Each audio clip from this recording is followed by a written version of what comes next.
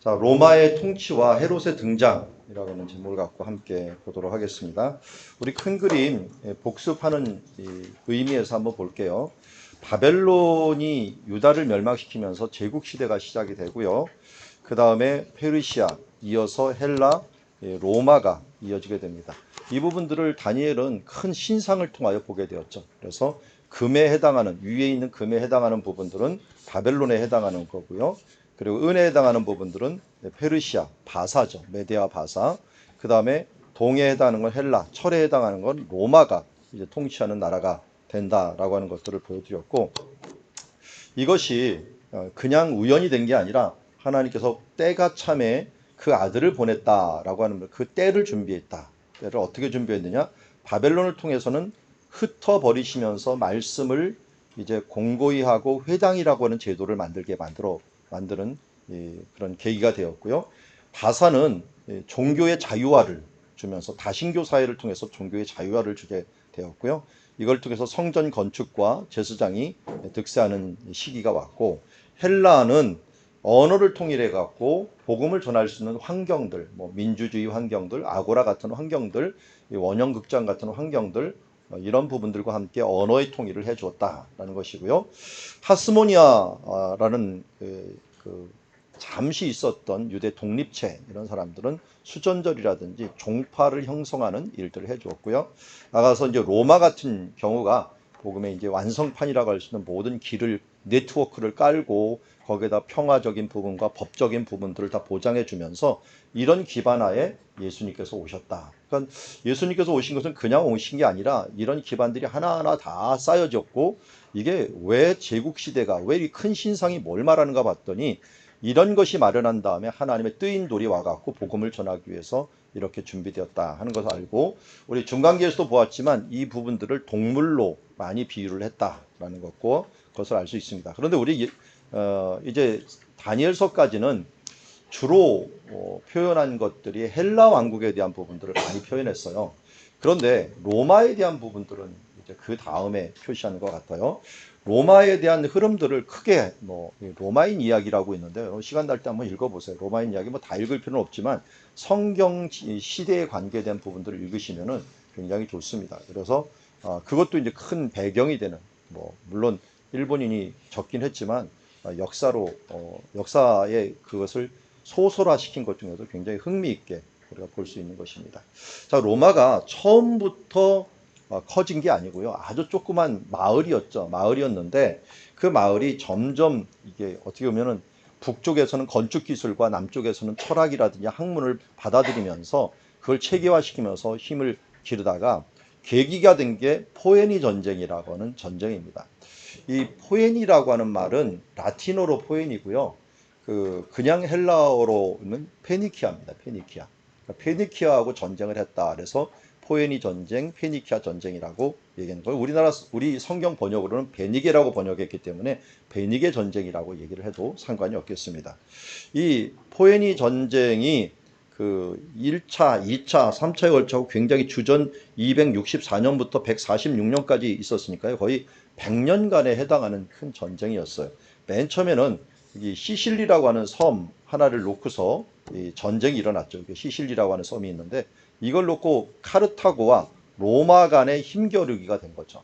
근데 왜 이게 포인이라 했냐? 카르타고에 있었던 지도층이 누구였느냐? 이게 페니키아 사람, 베니게 사람들이에요. 두로와 시돈이었던 가나안 사람들이 이곳을 정복해 갖고 여기서 확장하고 있었고, 그 중에 대표적인 인물이 이제 한니발이라고 하는 사람이 여기 스페인 쪽에 있다가 잘 아는 대로 알프스 산맥을 넘어갔고 로마를 공격했던.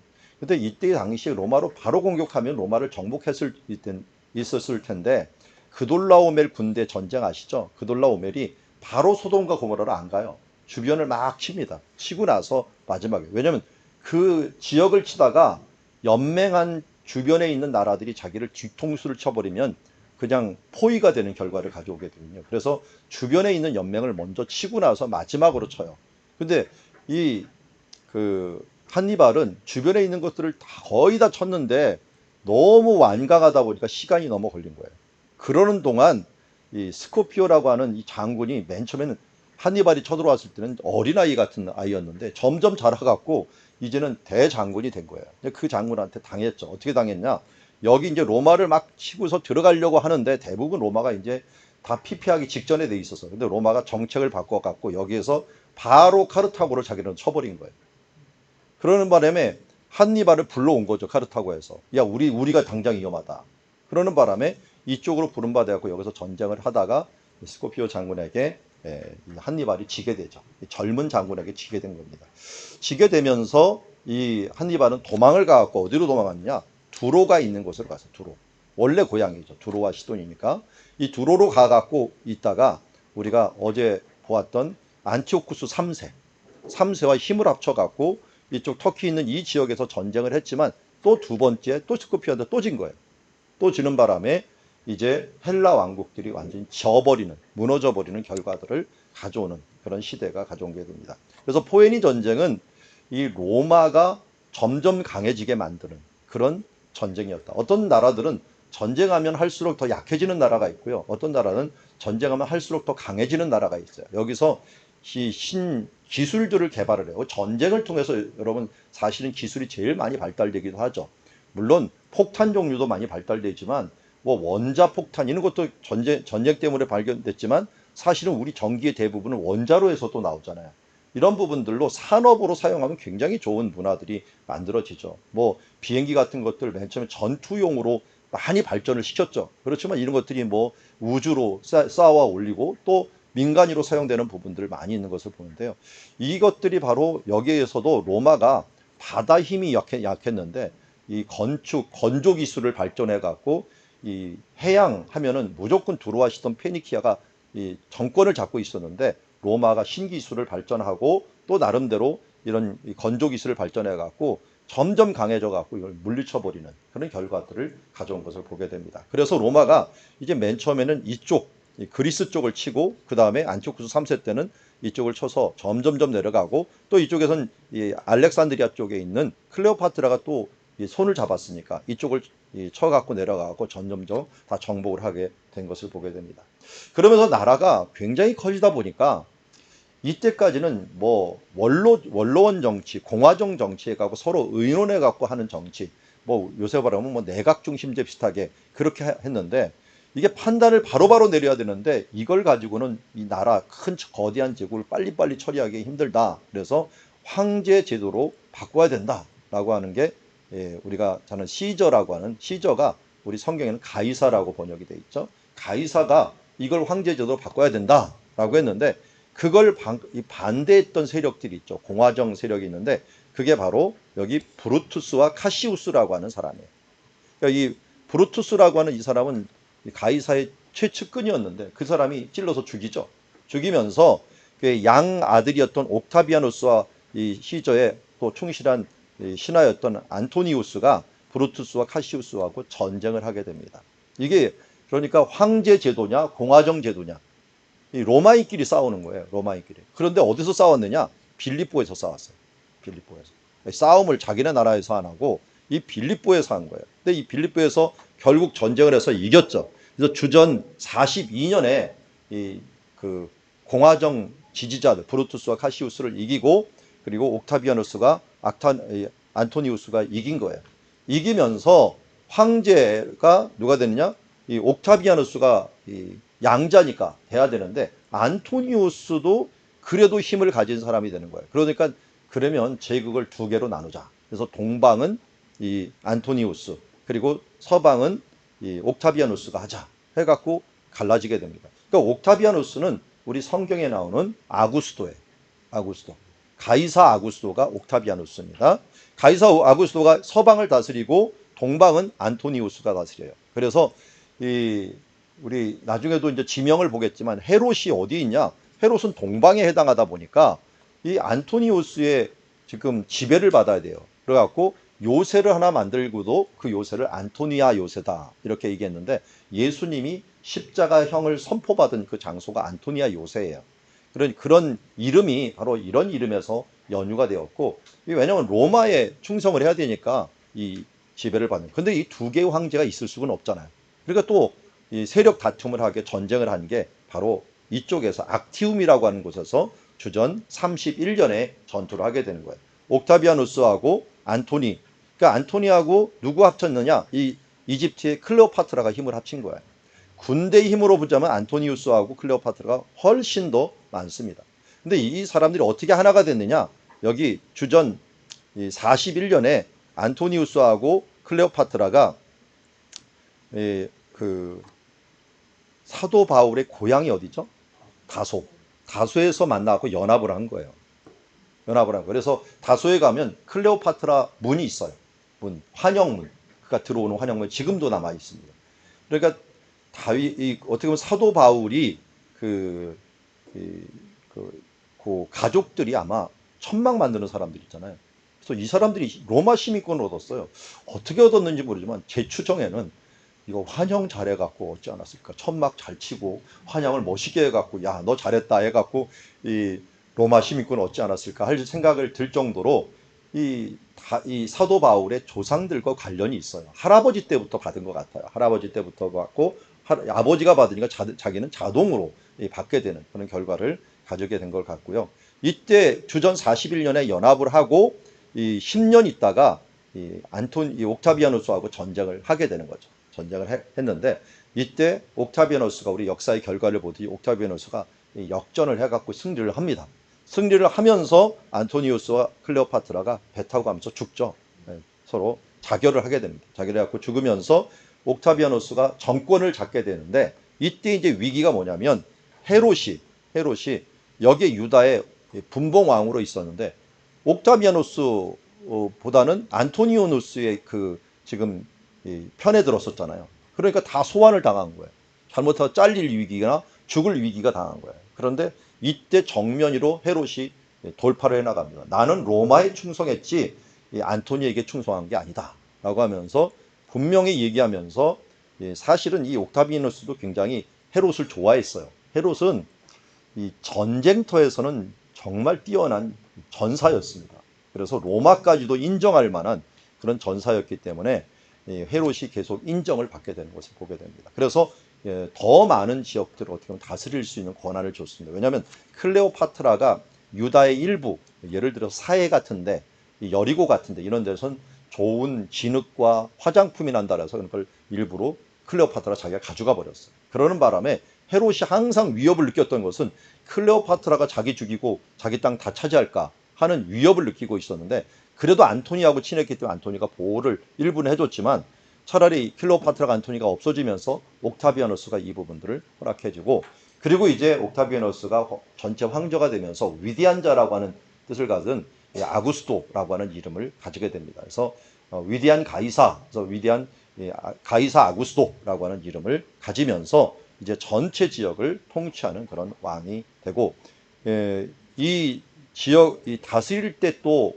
원칙이 있어요. 이게 구역별로 나눠 갖고 이제 가능하면 자치주의를 행한다라고 해갖고 자치주의 지역 단위가 우리가 사도행전 2장에 보면은 예루살렘에 모인 사람들 보니까 그 사람들이 이렇게 다양한 지역에서 모인 거예요. 그러니까 지금 이 표시를 해놨지만 이런 다양한 지역에서 모였고 딱 하나 여기서 좀 알 것은 유대라고 하는 지역을 보세요. 색깔을 보면은 여기 유대가 나오죠. 유대가 나오는데 색깔이 여기부터 크게 하나예요. 그러니까 수리아예요. 수리아 안에 있는 유대예요. 유대. 큰 그림으로 치자면은 그래서 원래 유대의 진짜 이 수도는 어디냐? 안디옥이에요. 안디옥에서 다 다스리는 지역인데 이 수리아 안에서도 베니게라고 하는 지역이 있으면 뭐라고 불러요? 수로보디게라고 하는 이름을 썼고 유대도 마찬가지로 수리아의 유다예요. 그러니까 빌라도 같은 사람은 총독이 아니에요. 사실은 총독 밑에 행정장관이에요. 행정장관. 그래서 그에게는 사단급 병력이 없습니다. 해봤자 천부장이에요. 천부장.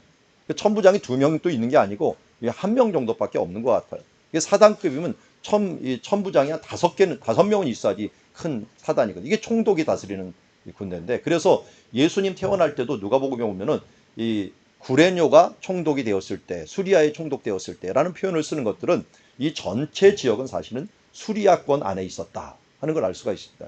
그러면서도 유대인들이 독특하니까 그들에게 자치주역을 일부러 준 거예요. 그러면서 자치지역을 다 주지는 않고 일부는 또 좀 분열 정책을 해서 너무 자치지역을 많이 주면은 힘이 셀까봐 대가볼리 같은 경우를 만들어 놓은 거예요. 그래서 대가볼리가 좀 통제하는, 같은 지역에 있으면서도 총독이 직접 통치하는 그런 지역들이 또 있는 그런 부분들을 보여주고 있습니다. 이처럼 이 로마 시대 때의 이 자치주의, 그렇지만 이 자치주의에 무슨 문제가 생기면 바로 출동할 수 있도록 길을 만들어 놓고 바다를 평정해 놓고 하는 부분들을 만들어 놨다 하는 걸 알 수가 있고요. 이제 헤롯에 한번 들어보죠. 헤롯이 맨 처음부터 이 왕이 된 건 아니고요. 처음에는 그의 아버지 안티파테르가 총독이 되었다. 어제 보았죠? 폼페이가 와갖고 그의 아버지 안티파테르를 총독으로 만들어 주었는데 그 총독 아버지가 예루살렘에서 통치하는 중에 독살이 되었어요. 독살이 되었고 그러면서 이 자기 형님하고 자기가 있는 두 명이 나눠서 통치를 했었는데 그들이 예루살렘으로 아버지가 통치했다고 올라왔는데 이때 바데 왕국, 파르티아라고 하는 바데 왕국이 쳐들어오면서 그 전에 있었던 이 안티고누스라고 하는 사람이 이제 헤롯이나 이 사람들을 같이 바데의 힘을 보려고 그를 쫓아낸 거예요. 그래서 그가 도망갔다가 이쪽 마사다는 쪽을 통해 갖고 나바티아 쪽으로 도망갑니다. 그의 어머니가 나바티아 사람이에요. 그래서 여기서 애굽으로 넘겨져 갖고 클레오파트라의 도움을 받아 갖고 로마로 갔다가 로마에서 로마 군대를 이끌고서 원로원의 허락을 받은 거죠. 허락을 받았고 오면서 이제 그때 밀어준 사람이 누구냐? 이 안토니아고 그리고 옥타비아누스예요. 이 사람이 원로원에게 헤롯은 정말 전쟁을 잘하는 사람이고 또 우리 로마에 필요한 사람이니까 이를 분봉왕으로 이 지역의 왕으로 인정해주고 군대를 파견해주자 하면서 바데 왕국이 쳐들어왔던 이 지역들을 가면서 쭉 정복을 해 나갑니다. 정복하는 이 중에 지금 여기 색깔이 있는데 이 색깔대로 하나 두 개씩 정복한 거예요. 정복하는 중에 또 결혼까지 해요. 이게 앞을 바라보면서 한 거예요. 앞을 바라보면서 누구와 결혼하냐? 미리암이라고 하는 여인하고 결혼합니다. 이 미리암이 누굽니까? 마따디아 계열을 해갖고 마카비 왕조죠. 마카비 왕조를 쭉 갔는데 여기에는 안티파테르가 자기 아버지고 힐카누스가 이제 그 안티파테르가 밀었던 사람인데 그의 딸이 알렉산드라인데 알렉산드라의 딸이 누구냐? 미리암이에요. 미리암. 그래서 헤롯이 이 미리암을 자기의 아내로 삼으면서 어떻게 보면 유대인들과 연합을 해버린 거죠. 이 안티파테르와 헤롯은 결국 이두메 족속이거든요. 이두메 족속이기 때문에 에돔 족속이다 보니까 통치해야 대상은 유대인들이 되는 거예요. 이 유대인들을 잘 다스리려면 인척관계가 필요했기 때문에 미리암을 자기 아내로 삼으면서 자기 손자들을 그 아들을 통하여 아들과 함께 이 친관계를 유지하려고 했죠. 그러니까 헤롯을 잘 보면은 안티파테르라고 하는 여기 지금 이 아버지가 있는데 안디바들이라고 이제 지명이 되는 안티파테르라고 하는 이 사람과 사이프러스라고 부르기도 하는데요. 이 키프로스라고 하는 이 엄마는 아까 말했던 나바티아의 공주예요. 공주. 그러니까 나바티아 사람들이 있었던 곳은 과거에 에돔 사람들이 살았던 곳이잖아요. 그 에돔 사람들, 여러분 이제 지도를 그렸으니까 에돔이 어딘지 눈에 보이시죠? 에돔 쪽에 나바티아 사람들이 있었는데 에돔이 이쪽으로 넘어왔어요. 이두메로 넘어오고 그들과 서로 관계는 계속 갖고 있었어요. 그러다 보니까 인척 관계가 많이 이루어졌는데 그 사이에서 태어난 사람이 헤롯이 둘째 아들이에요. 첫째 아들은 파사일이라고 하는 아들이 있었는데 이 아들이 이 안티파테르가 폼페이에 의해서 총독이 되면서 이 파사엘은 유대와 사마리아 지역을 다스리고 이 헤롯은 갈릴리 지역을 다스렸어요. 그런데 아까 바데 왕국이 쳐들어왔다잖아요. 쳐들어왔을 때 파사엘은 포로로 잡혀버렸어요. 그리고 헤롯은 도망갔고 이 파사엘은 그래서 거기서 자결을 해버렸어요. 그냥. 그러는 바람에 자기 형님은 죽고 다시 로마에서 군대를 데리고 갈 때는 자기 형님은 죽고 자기 혼자만 이제 남아갖고 쳐들어오고 그리고 자기 동생이 있었는데 여동생 살로메를 굉장히 좋아했어요. 그래서 살로메의 남편과 함께 한 지역들을 자기가 죽을 때 로마 원로원한테 얘기해갖고 제 여동생한테 이 지역을 좀 넘겨주십시오 하면서 아스도시라든지 몇 개 지역을 조그만 지역들을 나눠주는 것을 보게 됩니다. 그래서 헤롯이 있고요. 그리고 원래 헤롯의 정부임은 도리스였어요. 도리스라고 하는 여인, 이 여인도 이 나바티아의 공주예요. 공주. 그런데 두 번째 아내가 미리암이죠. 미리암이 아까 말씀드렸던 그 아내인데요. 이 가족들 명칭이 나중에 지명에 다 나옵니다. 그건 조금 이따 보도록 하겠고, 헤롯이 가장 뜨게 된 이유 중에 하나는 갈릴리 지역을 잘 다스려서 파견을 갔는데, 여기에 지금 이 아르벨산이라는데, 아르벨산 밑에가 큰 계곡이에요. 근데 이 계곡에 워낙 가파른 계곡이니까 이쪽에 있는 갈릴리 바다에 있던 사람들이 예루살렘으로 하면 이 사이에 이 동굴들이 있는데, 이 동굴들에 산적들이 사는 거예요. 그래갖고 여기에 있는 사람들을 맨날 뜯어먹고 하니까 치안이 유지가 되질 않는 겁니다.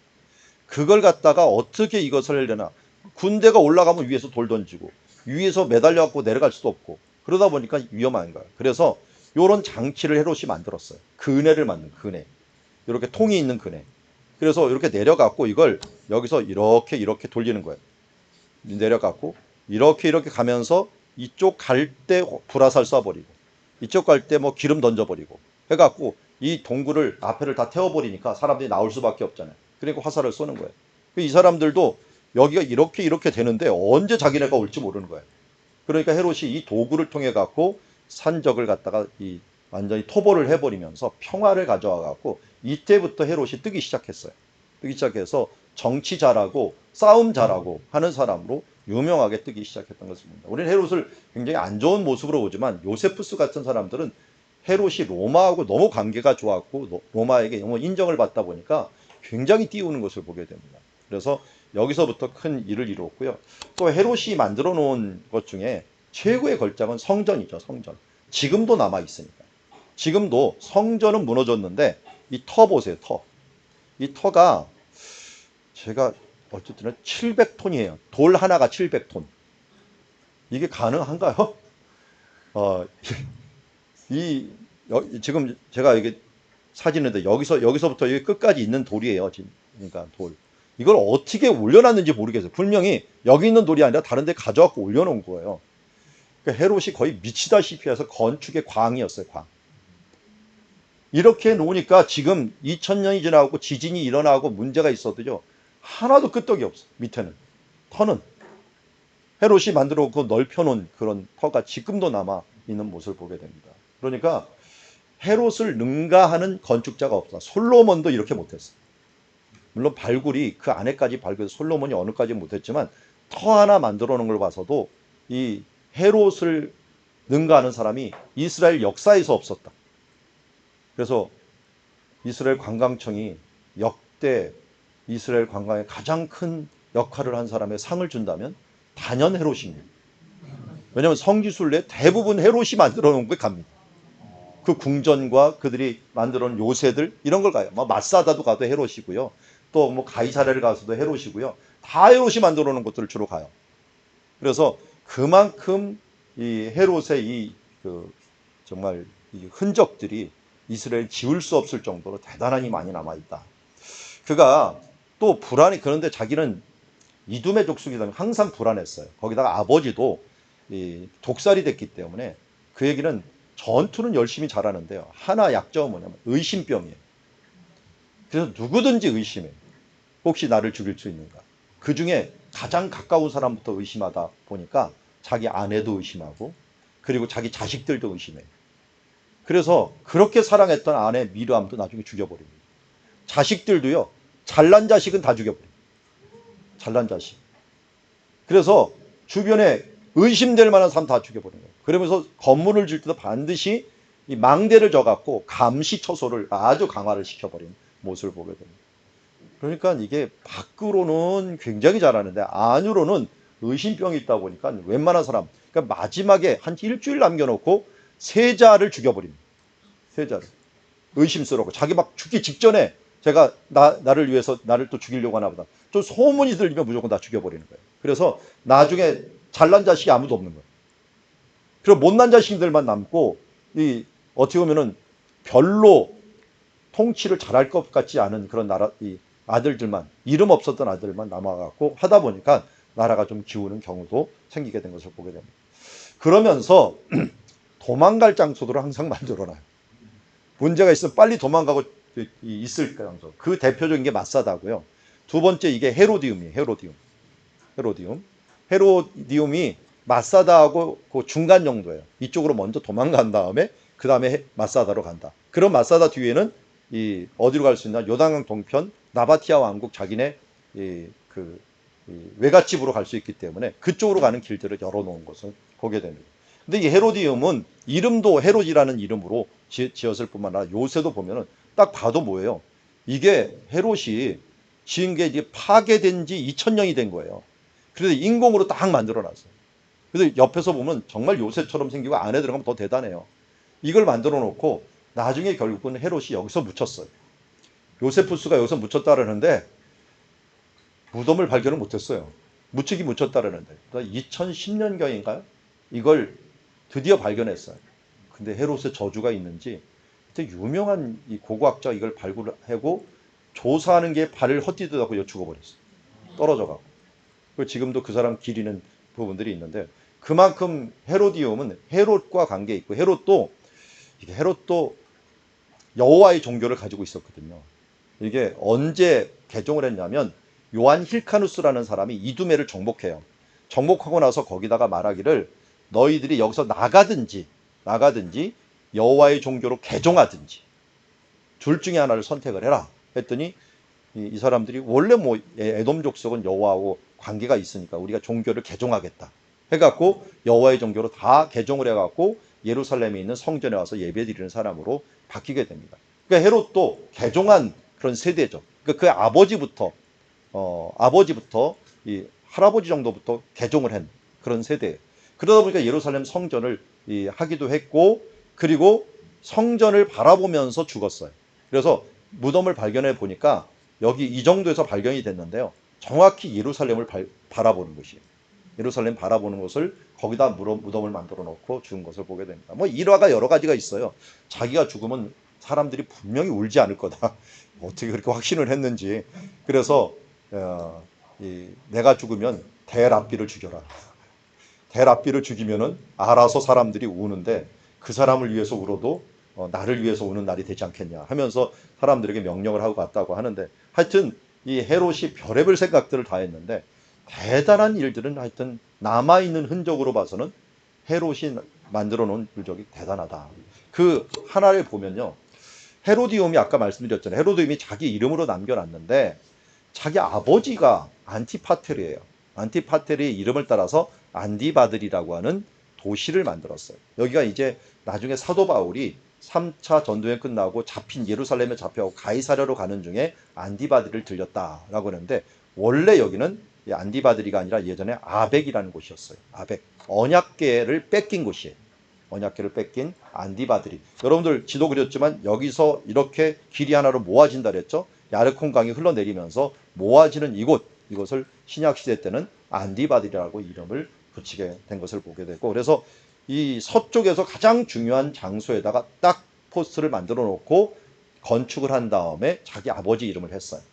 그리고 동쪽으로는 자기 어머니가 이쪽 나바티아 사람이잖아요. 동쪽 사람이에요. 그래서 동쪽에 여리고 옆에다가 키프로스라고 하는 요새를 하나 만들어 놓고 자기 어머니의 이름을 여기다 붙여버린 거예요. 자기 어머니 이름을 붙이고 그 다음에 자기 형님 있잖아요. 형님이 또 싸우다 죽었잖아요. 그건 저 북쪽 부분에다가 파사일이라고 하는 파사일리스라고 하는 그런 요새를 하나 만들어 놓게 되었고 이렇게 자기 이름은 헤로디움. 그래서 사각형으로 딱 만들어 놓고 자기 가족의 이름으로 도시를 딱딱딱 만들어 놓은 거예요. 참 대단하죠. 그리고 또 여러 망대를 만들고 나서 이름을 짓잖아요. 이름을 질 때 이 자기 궁전을 북쪽에 망대가 한 4개가 있었는데 이 3개 정도가 있었는데 이 망대 이름을 지을 때 미리암을 가운데 딱 둔 거예요. 자기 아내의 이름을 따라서 미리암 망대. 이름은 잘 줘놓고서 왜 죽이는지 모르겠는데 하여튼 이름까지는 잘 줘줬어요. 그래서 미리암 망대 그리고 형님 이름을 따라서 파사일 망대 그리고 자기 친구 히피쿠스라는 친구가 있습니다. 친구 따라 이름을 따라서 히피쿠스라는 망대를 만들어 놓은 것을 봅니다. 그래서 이 지명을 외우다 보면은 자연적으로 헤롯 가족들을 다 외울 수밖에 없어요. 그러면서 그 의미가 어디서 왔는가 하는 걸 알 수 있고요. 그래서 헤롯은 지금 뭐 인도에서 얼마 전에 그 아내가 70몇 명의 사람 죽었다고 얘기하는 것 같은데 그 70몇 명인가 20몇 명인가 저 기억이 안 나는데 헤롯의 아내가 몇 명이었는지는 몰라요. 너무 많아갖고 지금 카운트된 건 9명까지 카운트됐다고 합니다. 그런데 이 아내가 많으면 그 다음 왕이 누가 되느냐 하는 게 문제죠. 그래서 여기에 헤롯이 아내를 아까 말했던 도리스, 미리암 이거 대표적인 사람이 있지만 그 외에도 있는데 사실은 이 그 외 사람에게 나중에 분봉왕이 나와요. 그 다음 왕이 나와요. 왜냐면 잘난 바라는 아들 이쪽 앞에 있는 아들 다 죽였다 그랬죠. 다 죽였기 때문에 이 한참 아래에 있는 사람들 가운데 지금 3명의 분봉왕이 나오는 것을 보게 됩니다. 자, 이렇게 복잡하니까 그것까지는 다 볼 수 없고요. 여기 요 부분들 통해서 간단하게 정리를 해 드릴게요. 자, 신약 성경을 볼 때 정말 혼동되는 것은 여기도 헤롯 저기도 헤롯 이렇게 헤롯이 많이 나와요. 그런데 그 헤롯이 그 헤롯이 아니야. 그렇기 때문에 3명의 헤롯이 있다. 3명의 똑같이 헤롯이라고 얘기하는데 3명의 헤롯이 다른 헤롯이다 라고 하는 걸 알으셔야 돼요. 맨 처음 헤롯은 예수님이 태어날 때 헤롯이에요. 이 사람은 예수님이 태어나서 1년도 안 돼하고 죽었어요. 그렇기 때문에 헤롯이라고 얘기하는데 이 사람 헤롯이 아니라 조금 있으면 또 예수님 죽으실 때 또 헤롯이 희롱을 해요. 이 헤롯하고 틀린 헤롯이에요. 예수님을 희롱했던 헤롯은 두 번째 헤롯이에요. 두 번째 헤롯. 이 헤롯은 누구냐면 세례 요한을 죽였던 헤롯이. 예수님 사역할 때 헤롯이 있는 거예요. 이 헤롯이 있는데 이 사람은 뭐 어머니가 말다케라고 하는 사람이고 다스린 지역도 대헤롯이 죽으면서 나라를 쪼개갖고 다스린 지역을 원로원에서 따르게 해줘요. 그래서 갈릴리하고 베레아 지방을 통치를 합니다. 베레아 어딘지 아시겠죠? 요단강 건너서 베레아 지역하고 갈릴리 지역을 통치하는 권한을 주게 됩니다. 그리고 아켈라오가 있어요. 이건 마태복음 1장에 나오는데요. 이 아켈라오는 유다하고 사마리아 쪽을 통치하게 돼요. 그렇지만 한 8년 정도 통치하고서 실각을 합니다. 왜냐하면 사람을 너무 많이 죽였어요. 자기를 대적한다고 예루살렘에서 한 3,000명을 죽여버리고 이게 죽이다 보니까 로마에서 분봉왕으로 세워놨는데 너무 민심이 안 좋은 거예요. 너 좀 나와라 안 되겠다. 그래서 그를 실각을 하고 직접 보내는 행정장관 그 사람들은 뭐 총독이라고 얘기하지만 뭐 빌라도 같은 사람들 이런 사람들을 보내준 거예요. 보내갖고 유다와 사마리아를 예수님이 공생의 기간을 할 때는 그러니까 아켈라오가 아니었고요. 예수님이 태어났을 때는 아켈라오였어요. 아켈라오였다가 어린 시절까지 아켈라오였다가 예수님이 12살 때 예루살렘을 올라갔을 때 있죠. 그때는 아켈라가 없었어요. 그때는 총독이 다스리는 시대가 된 거예요. 그리고 나서 이제 저 북쪽에 있는 바타네아, 이두레 이렇게 했는데 골란, 이 바산 공원 아시죠? 바산이 신약 시대 때는 바타네아라고 이름을 불렀어요. 이 지역을 다스리는 사람은 또 따로 결정을 했는데 빌립이었어요. 이 빌립은 가이사랴 빌립보 있잖아요. 그래서 빌립이 가이사랴에게 바칩니다. 해서 가이사랴 빌립보가 된 거예요. 이 빌립이 다스리는 지역. 그러니까 3명이 다스렸죠. 헤롯 안티파스, 아켈라오, 빌립이었는데 헤롯 안티파스라는 이름 빼고 그냥 헤롯이라고 불렀어요. 헤롯이라고 불렀기 때문에 헤롯, 아켈라오, 빌립이라고 하는 사람이 다스렸고 이제 세 번째 손자 헤롯이 있어. 손자 헤롯. 이 손자 헤롯은 여러분들 쉽게 생각하면 축 먹어 죽은 헤롯 생각하시면 돼요. 축 먹어 죽은 헤롯. 이 축 먹어 죽은 헤롯은 근데 이 3명의 아들이 아니에요. 아들이 아니라 아리스토블루스라는 사람의 아들인데 아리스토블루스가 누구냐? 미리암의 아들이에요. 미리암. 그러니까 헤롯이 두 번째 아내로 미리암을 뒀는데 미리암의 아내가 아리스토블루스인데 아리스토블루스를 잘난 아들이고 유대인들이 좋아하는 것 같으니까 죽여버립니다. 죽여버리니까 손자는 남은 거예요. 이 손자는 어디로 보내냐면 로마로, 그래도 귀족이라고 로마로 했고 여기서 유학을 한 거예요. 유학을 하면서 이 헤롯 아그리빠가 인맥을 굉장히 넓혀놨어요. 굉장히 넓히다가 나중에 무슨 일을 해버리냐면 이 황제들이 로마에 있는 황제들이 서로 경쟁하느라고요. 황제 씨가 말라버렸어요. 서로 다 죽여버린 거예요. 서로 다 죽이면서 씨가 마르면서 한 명, 감옥에 있는 한 명이 남았는데 그 사람이 글라우디오 황제예요. 글라우디오. 이 사람은 쩔른말이에요.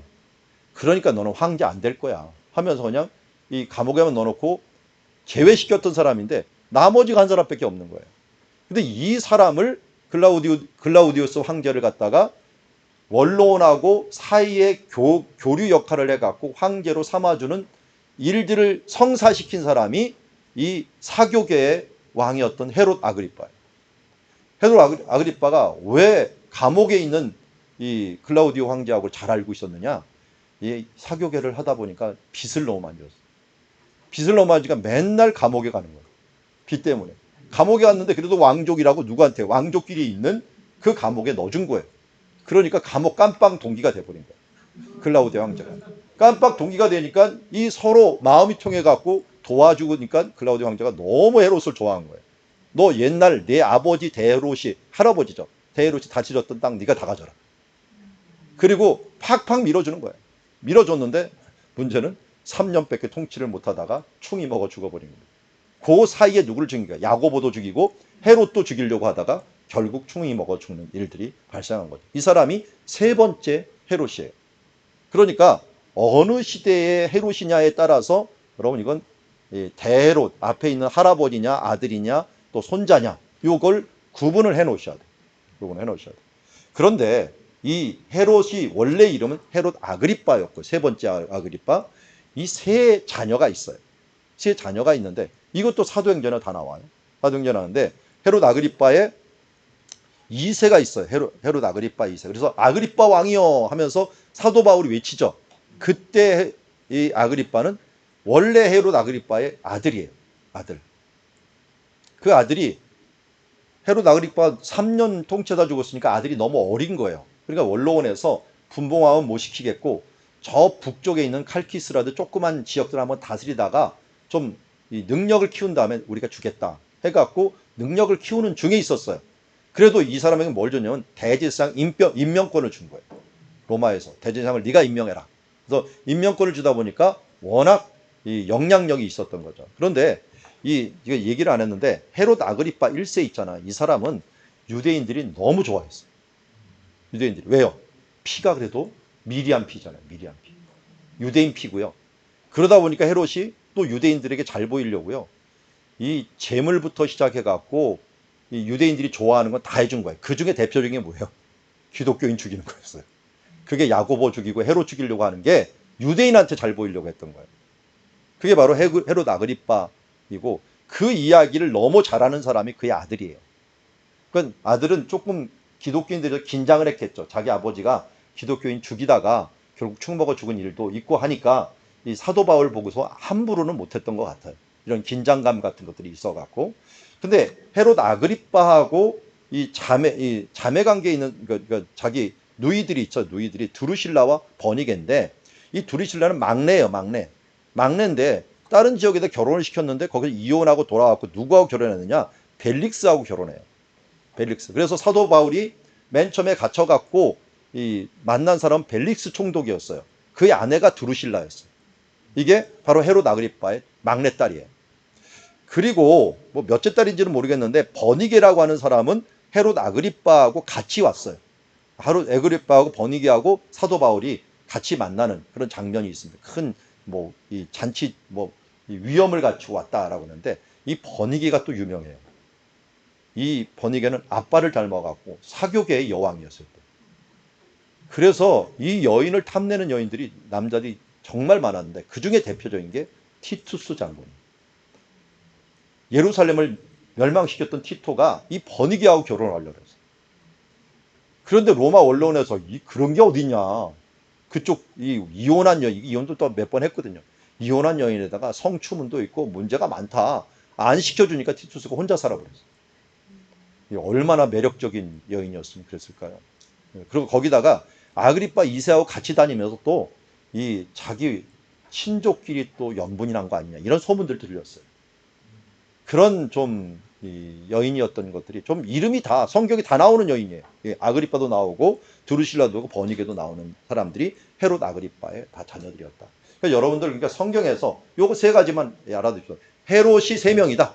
헤롯이 세 명이다. 예수님 태어날 때 헤롯, 그리고 예수님 공생애 때 헤롯, 이 사도행전의 헤롯. 그래서 서로 틀린데 이 어떤 관계가 있는가 하는 부분을 제가 설명을 해드렸습니다. 자, 대헤롯이 죽고 나서 나라를 갈라갖고 나눠줬다 그랬죠. 갈라갖고 나눠줬는데 그 중에 자기 동생 살로메에게는 뭐 이런 지역들을 좀 줬어요. 이런 지역들을 좀 주고 그 외에는 세 명이 나눠가졌어요. 세 명이 나눠가졌는데 하나가 이 빌립이 바타네아를 중심으로 해서 북쪽부터 받게 되고요. 빌립이 그 다음에 헤롯이라고 이름을 붙인 헤롯 안티파스가 갈릴리아하고 베레아를 받게 되었고요. 베레를 받게 되었고 이쪽은 이 아켈라오가 이쪽 유대와 사마리아를 얻었는데 얼마 후에 실각이 되면서 총독이 다스리는 때가 되었다라는 걸 알 수 있고요. 자, 여기 보세요. 데가볼리라고 하는 것 있죠. 이거는 수리아가 직접 통치하는 지역들이에요. 데가볼리는. 그러니까 이쪽과 이쪽을 연결이 되는 듯 하지만 사이에 딱 요걸 놓고서 이 로마가 요걸 저울질하고 있는 그런 상황들을 보게 됩니다. 그래서 완전히도 못하게 만들고 힘을 합치지도 못하게 서로 분립 통치할 수 있도록 그렇게 만들어 놓은 것을 보게 됩니다. 그래서 예수님이 공생에 시작할 때 누가복음 3장 1절에 보니까 예수님 태어날 때는 대헤롯이었지만 예수님이 할 때는 디베리오 황제가 되었을 때요. 디베리오 황제가 통치자인데 예수님이 태어날 때는 누가 황제가 되었을 때요? 가이사 아구스토예요. 옥타비아누스가 있을 때이고 그 다음에 이 공생애를 시작했고 30세 정도 되었을 때는 디베리오 황제, 그의 아들 디베리오 황제가 통치할 때고요. 15년이 지났어요. 그리고 본디오 빌라도가 여기 유대 총독으로 헤롯이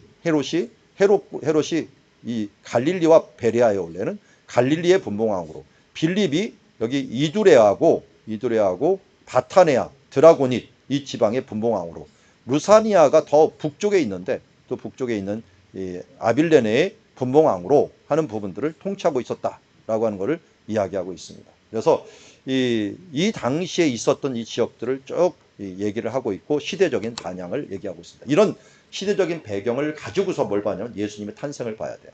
자, 예수님의 탄생 한번 보도록 하죠. 이제부터는 사복음서를 보는데 사복음서를 이렇게 보완적으로 계속 볼 거예요. 원래 마태, 마가 이렇게 보는 게 아니라 서로 보완적으로 보면서 역사적인 순서.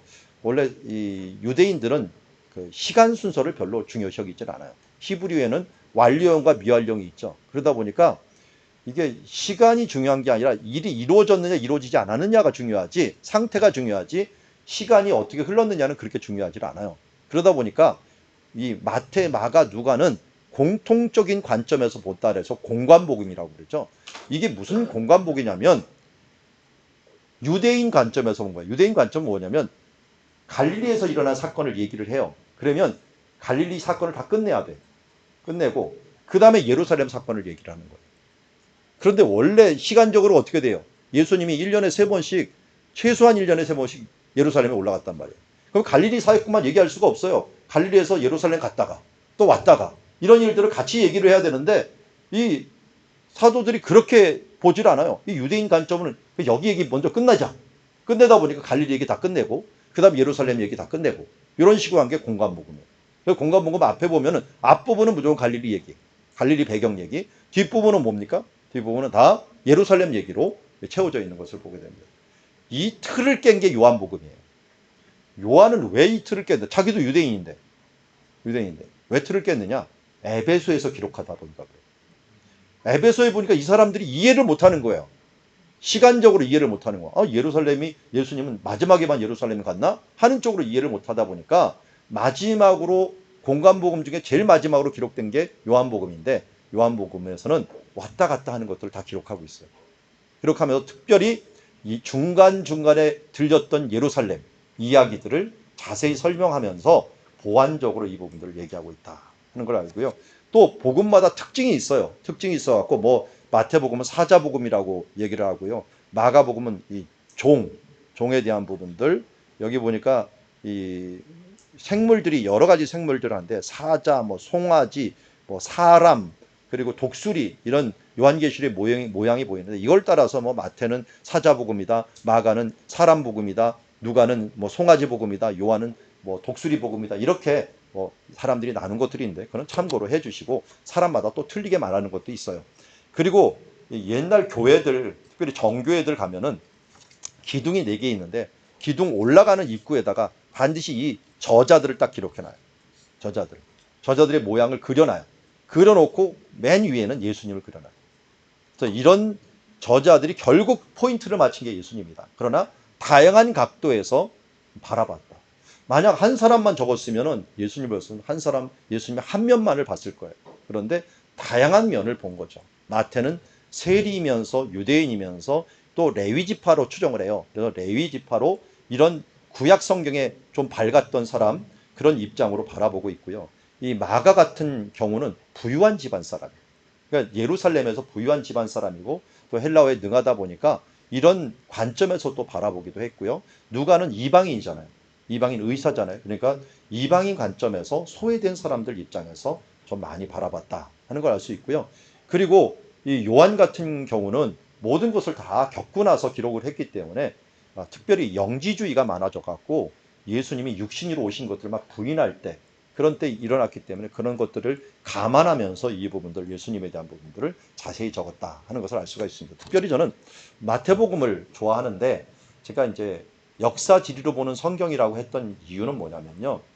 역사 지리를 통해서 예수님이 완성해 나가는 걸 보더라고요. 이게 제가 보았던 관점이 나중에 알고 보니까 마태가 보았던 관점이더라고요. 마태는 계속 뭐라고 했냐면 이루려 하심이라, 이루려 하심이라. 하나님께서 이미 계획한 것을 이루기 위해서 예수님께서 일부러 애굽에도 내려가셨고 또 나사렛에서도 사시고 그리고 선지자 이사야 하신 말씀을 이루려고 스불론과 납달리 땅 이 이방의 갈릴리에 가서 사역을 했다라고 이야기하는 것을 보게 됩니다. 그래서 성경을 바라볼 때는요, 여러분 그냥 배경이 되는 것도 좋지만 한 장소에 하나님의 역사가 관통하는 걸 보게 돼요. 관통하는. 대표적인 게 예루살렘인데요. 그 부분들을 제가 몇 가지를 얘기해 드리도록 하겠습니다. 먼저 하나는 족보에 대한 부분이에요. 마태는 일부러 다윗과 연결을 시켜요. 그럼 다윗이라는 글자가 달렛, 바부, 달렛이죠. 그러니까 네 번째 글자가 달렛이잖아요. 4고 바부가 6이에요. 4, 6, 4. 그러면 14가 되죠. 14. 합치면은. 그래서 예수님의 족보를 14대, 14대, 14대로 나눕니다. 14대, 14대, 14대. 그래서 나눠갖고 일부러 다윗이요, 다윗이요, 다윗이요 하면서 다윗의 후손이라는 것으로 이렇게 나눠갖고 나눠주는 것을 보게 됩니다. 자, 그래서 예수님의 이 탄생 별도 보면은 이 14개의 뿔이 남아있는 그런 별로 나와 있는 것을 보게 됩니다. 자, 그리고 이제 예수님께서 때가 참에 오셨다 그랬잖아요. 때가 참에 오셨는데 이렇게 이 아브라함부터 시작을 해갖고 이제 바벨론으로 살아왔던 14대씩 하면서 하나님께서 그 때를 다 준비해 놓습니다. 준비해 놓고서 이제는 하나님의 역사들을 이루게 되는데 자, 여기에서 여러분 지도, 복음서 1지도가 있는데요. 1지도에서 잘 보면 애굽, 맨 처음에 애굽이 성경 역사의 배경이 됩니다. 그러니까 출애굽기, 레위기 한번 보면은 특별히 출애굽기는 애굽 배경이잖아요. 애굽 배경이고 이게 또 우세를 가져요. 사사기까지도 애굽 쪽이 힘의 우세를 가집니다. 그러다가 사사기 이후에 이스라엘이 이곳에 정착을 하면서 자주국가를 이루게 되죠. 자주국가에서 많은 부분들 열왕기까지는 여기가 배경이 됩니다. 그러다가 열왕이 어디에 멸망을 합니까? 이쪽 메소포타미아에 있는 국가들 아수르하고 바벨론하고 그 다음 페르시아, 바사죠. 바사에 멸망을 하면서 이제 북동쪽이 우세를 가지게 돼요. 그러다가 신약시대 때는 어떻게 돼요? 그리스 쪽에서 옵니다. 서쪽이 우세를 가집니다. 서쪽이. 그래서 힘의 큰 흐름들이 이렇게 흘러가고 있는 것을 보게 됩니다. 그래서 뭐 복음이 서진한다 이런 말을 하는데요. 어쨌든 이때는 복음이 이런 식으로 한 바퀴를 돌면서 배경이 그렇게 펼쳐졌다 하는 부분들만 우리가 큰 흐름을 아는 큰 숲을 보는 그런 장면이 되었으면 좋겠고요. 이어서 이제 예수님의 탄생과 유년기 생활들을 보겠는데요. 이 지도는 이제 나중에 우리 한번 보도록 하겠고, 자, 이제 복음서 2지도인데요. 여러분들 좀 얇은 지도 한번 펴보시죠. 얇은 지도.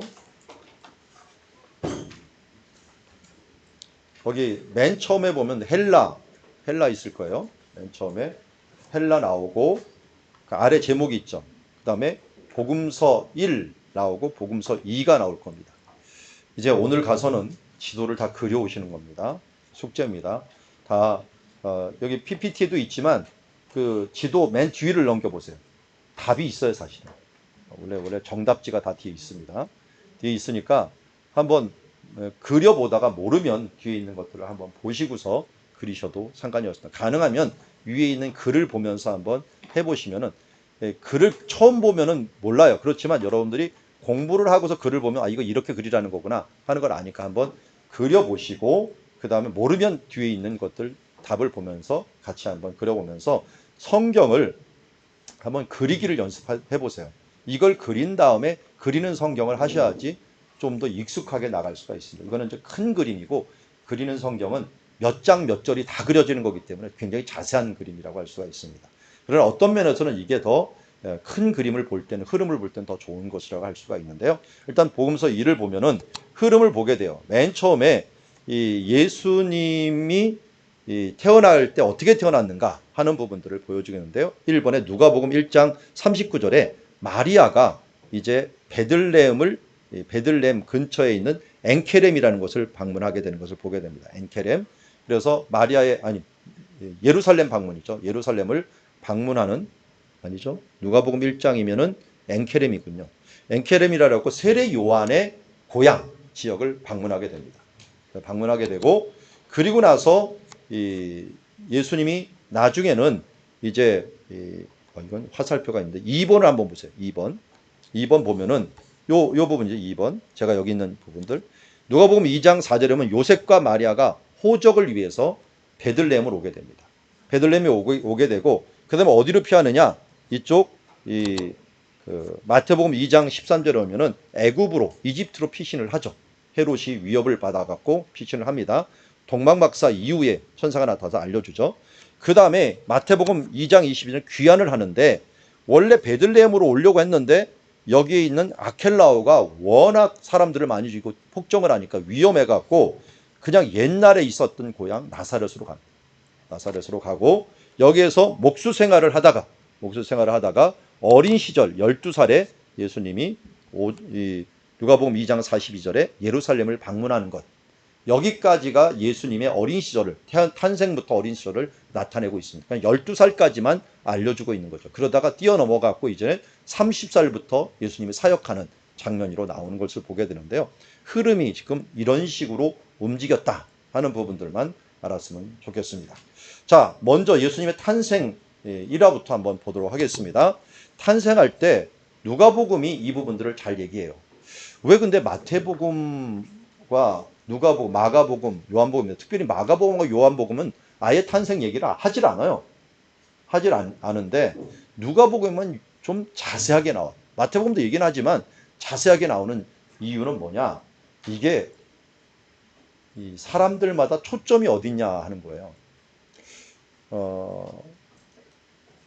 유대인들을 제가 가갖고 이스라엘 살면서 놀란 것 중에 하나는 유대인들이 중요하게 여기는 날이 뭔가 봤더니요.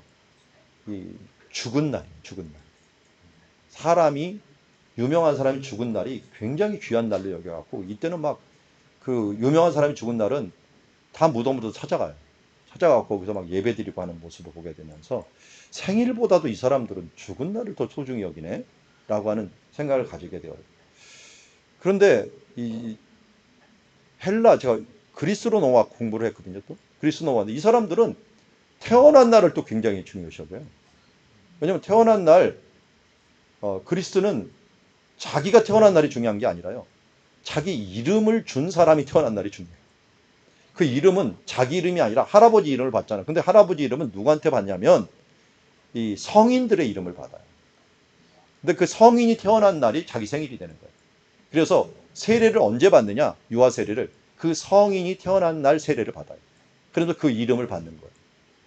그러니까 어떤 날은 동네 장치가 일러요. 왜냐면 이름이 비슷한 사람들 많잖아요. 뭐 니콜라스라면 니콜라스가 동네에 10명 있어. 그 사람들 생일이 똑같은 거예요. 그래서 3대 성인이 있는데요. 그 성인이 태어난 날이 똑같은 날이 있어요. 그러면 동네 잔치가 일어날 거야. 왜? 생일이 다 똑같으니까.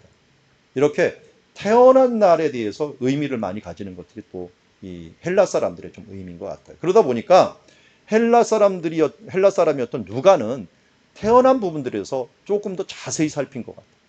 그래서 우리에게 자세한 정보를 주고 있다 하는 것을 보게 됩니다. 그래서 여기에 보니까 예수님 태어나기 전에 세례 요한이 먼저 태어나는 일들을 이야기하고 있죠. 그래서 그의 아버지가 누구예요?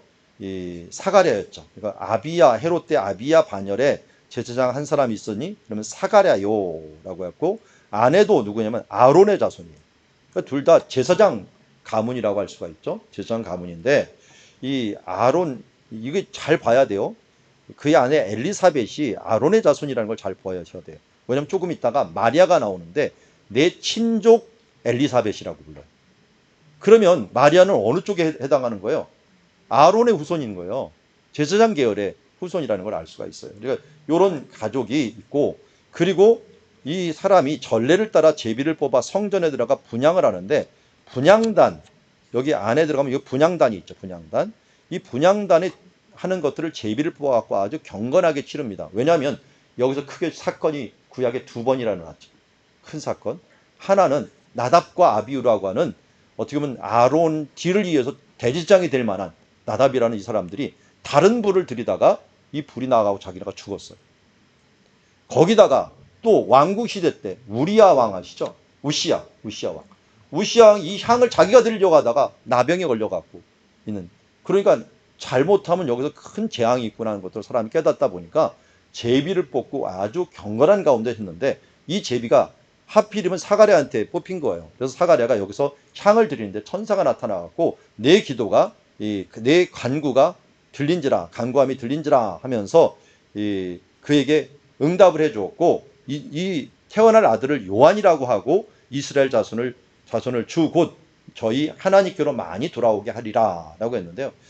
왜 이름이 중요하냐면요, 가족 대대로 자기 조상의 이름을 가는데 지금 아론의 후손 중에서는 요한이라는 후손 이름이 정 없었던 것 같아요.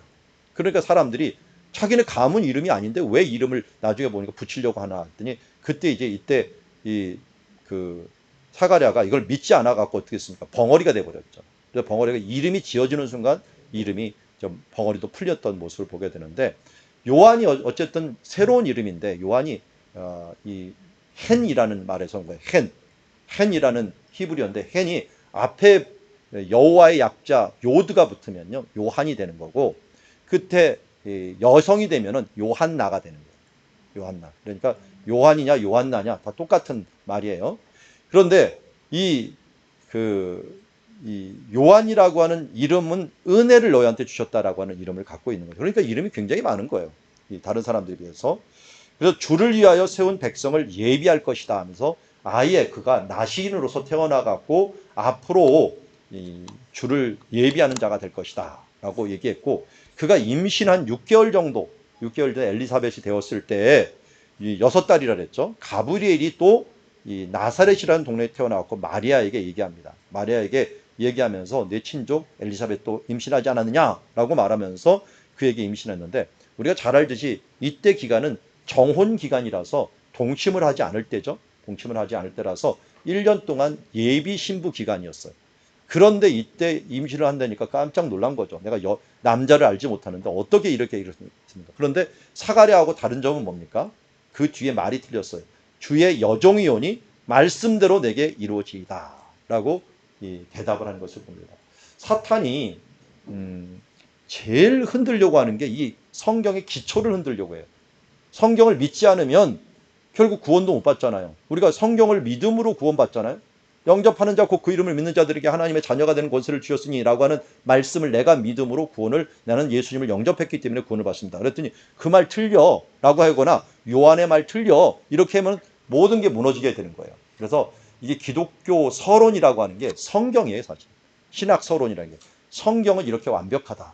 그래서 저도 이 학생 중에 책을 많이 하는 학생이 있었는데 성경을 어떻게 믿어요? 라고 물어보더라고요. 저를 통해서 물어본 게 아니라 그 엄마를 통해서 물어보더라고요. 그래서 한 가지 얘기를 해줬어요. 쿰란이라고 하는 곳에서 성경이 발견됐는데 이 쿰란의 성경이 2000년 전 성경이다. 근데 2000년 전 성경인데 그 2000년 전 성경이 지금 우리가 쓰는 이사야서가 발견이 하나가 됐는데 1.1획도 틀린 것이 없이 똑같이 지금까지 유지해 왔다. 이거는 인간 역사 가운데서 이렇게 정확하게 유지되어 온 책이 없고 이렇게 계속 사용되었는데도 불구하고 변질되지 않는 책이 없다. 그렇기 때문에 성경은 하나님이 보존해 옴으로 말미암아 이렇게 믿을 만하다. 이게 물리적인 증거이고요. 그거 뭐 체험적인 증거도 있죠. 그 증거가 바로 내가 되면 제일 좋겠죠. 내가 예수님을 믿고 성경 말씀이 어느 순간 내 마음에 확 다가오면서 내 삶이 이렇게 변했다라고 하는 것을 보여주면 됩니다. 저도 굉장히 비판적인 사람이었어요. 민주화 운동 속에 살다 보니까 사회를 비판적으로 보는 눈들을 계속 키워왔던 사람인데, 이 어느 날 전철을 딱 타고 가는데 하나님께서 갑자기 저한테 주시는 말씀이 그거예요. 너 왜 이렇게 불평을 많이 하느냐. 하나님 지금 전두환 정권 저거 한번 보십시오. 저거 제대로 합니까? 지금 저렇게 사람들이 압박하고 저렇게 하는데 이게, 그리고 그 교회는 맨날 침묵만 하고 있고 타협하는 것 같고 이걸 어떻게 가만히 보고 있습니까? 라고 했더니 너 나를 믿느냐라고 하는 마음을 주시더라고요. 당연히 하나님을 믿죠. 그러면 내가 너를 사랑하는 거 아느냐? 당연히 사랑하는 거 알죠? 그러면서 갑자기 말씀 하나가 확 떠오르면서 제 마음에 확 다가온 거예요. 그게 뭐냐면 로마서 8장 28절이에요. 하나님을 사랑하는 자, 그 뜻대로 부르심을 입은 자들에게는 모든 것이 합력하여 선을 이루니라. 이걸 믿느냐라고 하는 거예요. 갑자기 제가 띵했어요. 나는 하나님이 미완성, 뭔가 안 하니까 불평, 이런 부분들을 했는데 성경에서는 합력하여 선을 이룬다라고 하는 말, 내 생각과 상관없이 하나님께서는 합력하여 선을 이루시는 분이구나 하는 것을 깨닫는 순간, 그러면 나는 어떻게 살아야 되지? 라고 하면서 감사하며 살아야겠구나, 긍정적으로 살아야겠구나 하는 마음이 그냥 내가 바꾸려고 바꾼 게 아니라요, 말씀이 들어오면서 나를 그냥 바꿔버렸어. 그 다음부터는 모든 것이 하나님의 뜻, 합력하여 선, 이 부분들이 되면서 언제든지 긍정적으로 바라보려고 하고, 무슨 일이 일어나면은 나도 모르게 외쳐요. 뭐라냐면 무슨 복을 주시려고, 무슨 복을 주시려고 또 이렇게 어렵게 하시나 라고 하는 마음으로 외쳐요. 물론 당장 닥치면 아프고 힘들어요. 그렇지만 큰 그림을 바라볼 때는 무슨 복을 주시려고 또 합력하여 선을 이루실 텐데 하는, 환난은 축복의 전주곡이지 하면서 그냥 그 부분들을 넘어갔고 갈 수 있는 힘은 하나의 말씀이 내 마음에 자리 잡았기 때문에 그래요. 그러니까 자녀들한테도 그렇게 가르치니까 하나님에 대한 의심이 없어요. 왜? 내가 만난 예수님이 확실하니까. 내가 만난 예수님이 확실하고 그분을 경험하니까, 자기네들은 경험하지 못해갖고 좀 의심스럽다고 하지만 부모님이 만난 하나님이 너무 확실하다 보니까 그걸 떠날 거라는 생각을 하지 못해요. 그만큼 이 말씀대로 이루어지다라고 하면서 이 마리아가 딱 해버리니까 축복이 돼갖고 가게 되죠. 그런데 마리아가 말씀대로 이걸 확인하러 또 가요. 왜냐하면 내 친족 이 엘리사벳이 임신하지 않았느냐 했고 엘리사벳한테 찾아가요. 근데 여기 나오죠. 이 누가복음 1장 30절은 이때 마리아가 일어나 빨리 산골로 가서 유대 한 동네 엘리사벳한테 간 거예요. 근데 이게 거리가 얼마냐? 여기서부터 여기까지 해보니까 거리가 165km예요. 그런데 요 구절 봐서는 그게 보여요? 빨리 갔으니까 1시간, 2시간 내 갔나 보다 이렇게 생각하지, 165km면요 하루에 아무리 빨리 가도 20km를 못 가요. 이때는. 왜냐면 이 요단강 2번 건너야 되고요. 또 땡볕이라서 더워갖고요. 이 이스라엘에서는 장거리를 못 가요. 그래서 저도 20km 가고서 코피 나더라고요. 나중에.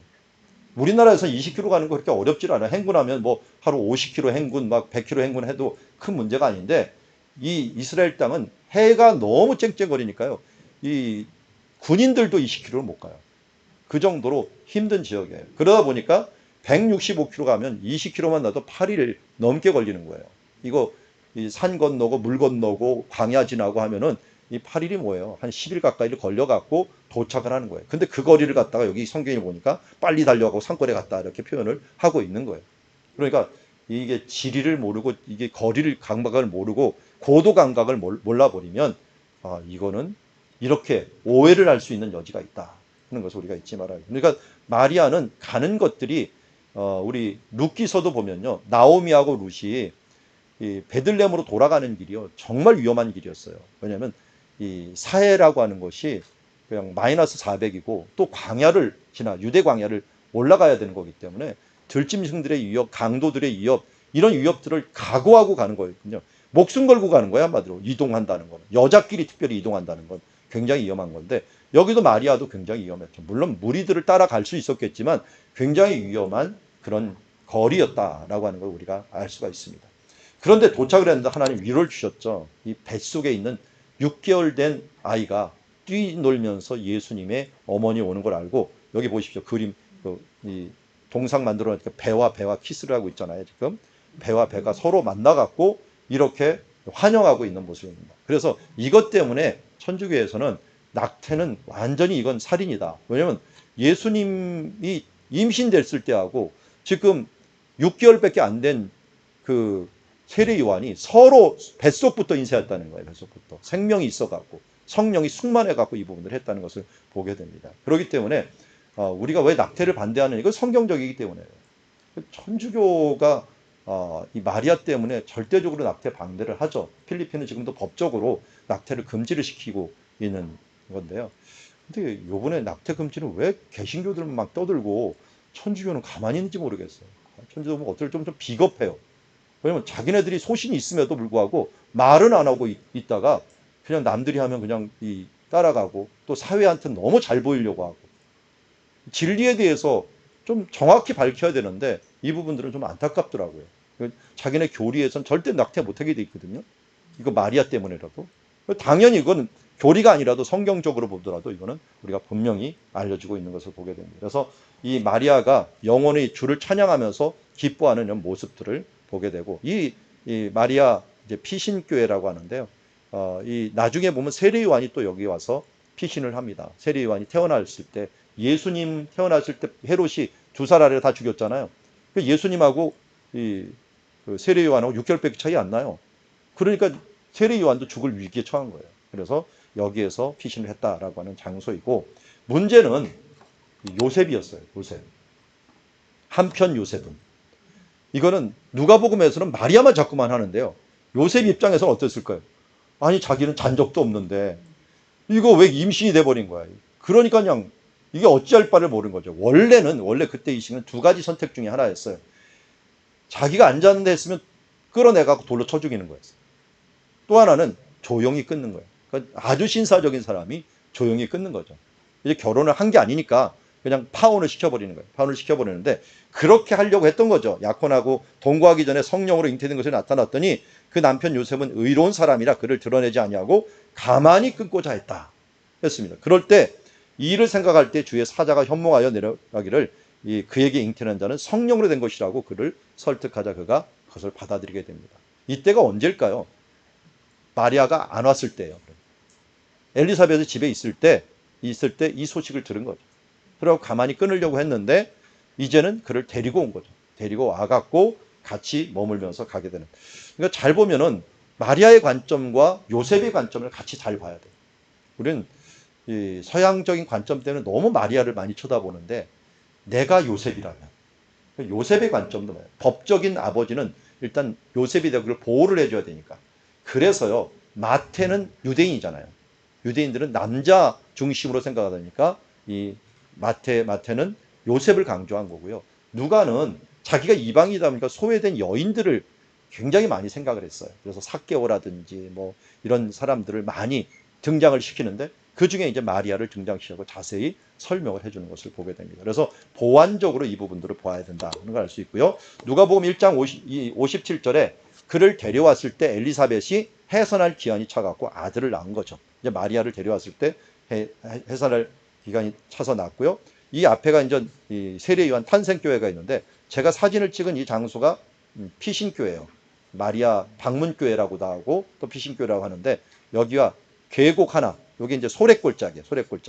소래골짜기 하나 사이로 교회가 2개가 있는 모습을 보게 됩니다. 이때 이제 사가랴가 또 찬송한 이야기들이 여기 적혀 있는 모습을 보게 되고요. 자, 이 소래골짜기 하니까 생각나는 사람이 있어요. 소래골짜기 출신 사람 누구 생각나십니까? 삼손입니다. 삼손이 소래골짜기 사람인데, 삼손하고 세례 요한하고 닮은 점이 너무 많아요. 제일 먼저 닮은 점은 뭐죠? 나시린. 태어날 때부터 나시린이었어요. 그리고 또 하나 뭐냐면 사명이 비슷해요. 사명이 이 이스라엘을 블레셋에서 구하기 시작하리라 하면서 시작을 합니다. 완성은 누가 있을까요? 블레셋 구원은 시작은 삼손이 했는데, 완성은 블레셋 완전히 구한 나라의 영웅이 누구예요? 이스라엘에 다윗이죠. 그러니까 삼손 누구 준비한 거예요? 다윗 준비한 거예요. 다윗 준비. 여기 세례 요한도 같은 소래골짜기 사람인데 누구를 준비한 거예요? 예수님 준비한 거예요. 똑같이 예수님하고 다윗하고 고향이 같은 고향이 누구예요? 어디예요? 베들레. 그러니까 베들레 사람을 준비하고 있는 거예요. 다만 차이점이 있어요. 이 삼손은 세상 향락을 누리기 위해서 마지막까지 막 가다가 결국은 눈 뽑히고 그러다가 마지막에 기둥 2개 잡고 사명을 이루긴 이루어요.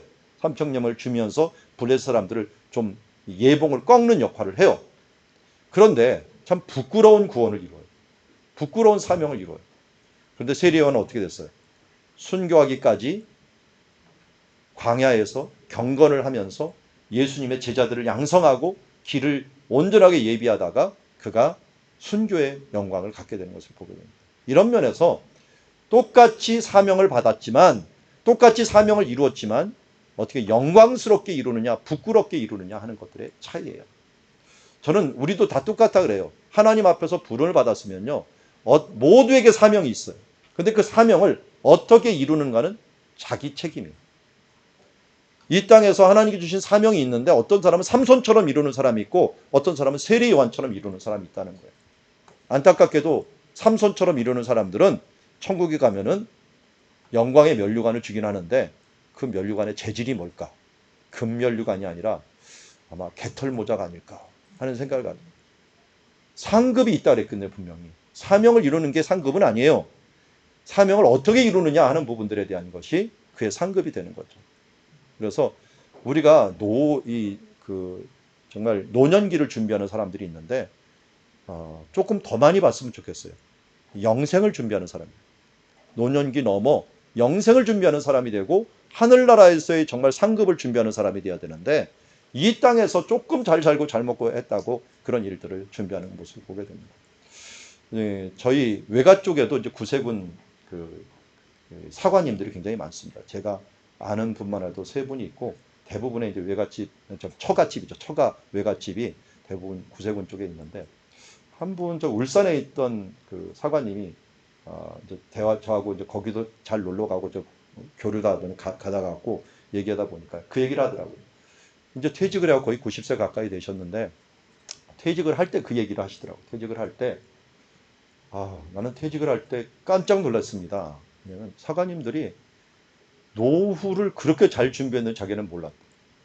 자기는 그냥 열심히 일하다가 했더니 노후 준비한 게 하나도 없더래. 근데 다른 분 물어봤더니 다 준비해 있더래. 이게 어떻게 된 건가? 해가지고 자기는 할 수 없이 노후에 준비가 안 돼갖고 이제 하숙도 하고 이제 퇴직한 다음에 이것도 하고 했는데 어느덧 시절이 한 5, 6년 지나다 보니까 무슨 일이 발생하냐면 자기는 준비가 안 되고 열심히 하다 보니까 이 재산이 쌓여가는데 다른 분들은 안고 빼먹고 있더래. 있는 것들 빼먹고 그분들은 줄어들고 있고 자기는 점점점 많아지고 있고 이게 역전이 돼버리더래. 역전. 그러니까 우리가 이 땅에서 뭔가 다 얻어먹으려고 준비하는 그런 삶이 되지 말고 이 하나님 나라에서 계속적으로 노력하고 새롭게 되는 준비를 하면서 끝까지 하나님 나라까지 가야 되는데 그냥 있는 것 쌓아놓고 그것을 얻는 그런 삶들로 살아가는 건 정말 마이너스 인생이 된다. 하나님 나라 앞에서 존재해야 될 이유가 없다라고 하는 거예요. 그러니까 존재해야 될 이유가 있는 삶으로 좀 살아가야 되는데 세례 요한하고 이 삼손과는 완전히 다른 삶을 살았다. 그래서 세례 요한은 동쪽으로 광야로 갔고요. 이 삼손은 서쪽으로 이 세상이 유혹이 있는 풍요로운 장소로 갔던 모습을 보게 됩니다. 자, 이렇게 이제 세례 요한이 등장을 하고 이제 예수님이 베들레헴에서 태어나는 탄생 이야기가 나오는데요. 저 멀리 보면 탄생 교회가 있고 그리고 주변 지역들을 보고 있습니다. 여기가 이 왕의 대로가 지금 지나고 있어요. 왕의 대로. 예루살렘 쪽에서부터 쭉 가다 보면 이 라헬의 무덤이 있고 이쪽에 베들레헴 지역이 있게 되는데요. 베들레헴 지역에서 예수님이 태어나게 되는데 우리가 보듯이 여기에 베들레헴이라고 한다면 유대 광야예요. 여기가 유대 광야. 그리고 요 아래는 사해가 있겠죠. 여매라고 하는 여매. 그다음 모압 지방에. 그러니까 룻기서에 보면 이 엘리멜렉이라고 하는 이 가족 나오미 가족이 여기서 모압 쪽으로 가잖아요. 그거는 여기서 딱 보여요. 보이다 보니까 여기에 풍년이 있다니까 자기의 흉년이 있다니까 싹 가버린 거예요. 가깝더라도 가지 말아야 될 게 있어요. 왜냐하면 여기는 조상들이 준 가나안 땅이잖아요. 그래서 그의 그 보아스가 이때 있었잖아요. 보아스 아버지가 누구냐면 살몬이에요.